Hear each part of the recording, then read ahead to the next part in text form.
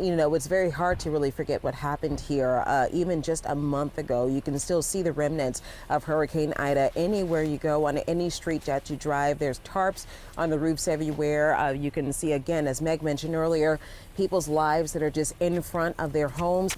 Now, we went inside of one of the homes here that's on this street and on Robichaux Drive, and I have to tell you this, the devastation that this family faced, it's just horrific. We were standing inside of the garage, actually, part of the area. And if you looked up from the garage, you could actually see the attic. They've had to gut out all of the walls, mostly all of the walls, and of course had to get rid of a lot of mold and mildew that was inside of that home. They're currently living inside of a hotel. Let me take a listen to what this woman and this man had to say about the devastation they're facing.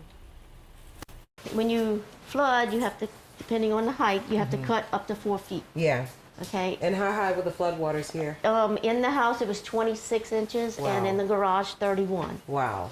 And so what would this portion of your house would have been? This was my kitchen. This was the kitchen? Yes. Oh, wow. And that's my dining area. In your dining room.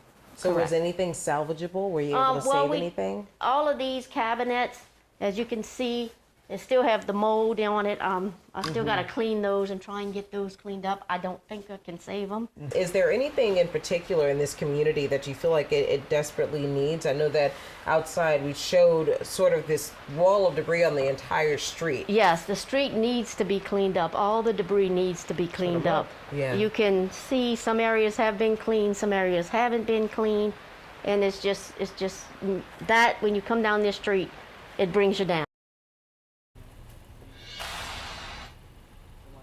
Now, can you imagine every time you pull down your street, you go in front of your house, and when you pull up there, everything, your life, your family heirlooms, your bedroom, your clothing, everything that made you feel like you were at home is sitting right there out front waiting to get picked up. It is a very painful reminder, and earlier I spoke with Parish President Jacqueline Hotard, who told me that tomorrow this street will have trucks driving down to pick up this debris to assist in those recovery efforts. So, of course, obviously very good news, but still the recovery efforts continue. People are waiting to hear from insurance adjusters making their claims, waiting to hear from FEMA to see if they'll get any assistance. Of course, waiting to find out if they'll get any reimbursement when it comes to staying in those hotel rooms or having to live somewhere else for a very long time.